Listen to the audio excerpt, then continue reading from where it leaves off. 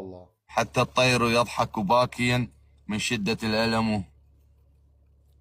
يا اخي ما اقدر استوعب انت تصير جدي، يعني انت مشكله، دا اعاني من مشكله وياك ابو شاهين. وهي مرات تحكي مواضيع صدق انت تريد تحكيها، انا ما استوعب، اي بس اشوف حواجبك اضحك، فاعذرني يعني. لحد انت ما شايف كانت عندي شغلات قوية هسه بطلتهن. مثل. يعني من كنا بالقيادة وتصير مشكلة هناك رأسا أقب أنا كنت أظل أصيح. ويجي هاي واحد هم مره فايت بعين صاحبنا الكبير. أي مرة صارت مشكلة أثناء دخول الكويت.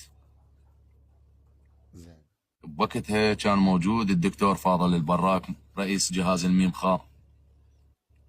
فكنا قاعدين بالحاكمية، اجى علي قال ابو شاهين الله يساعدك. قلت له اهلا وسهلا. قال اجى الرئيس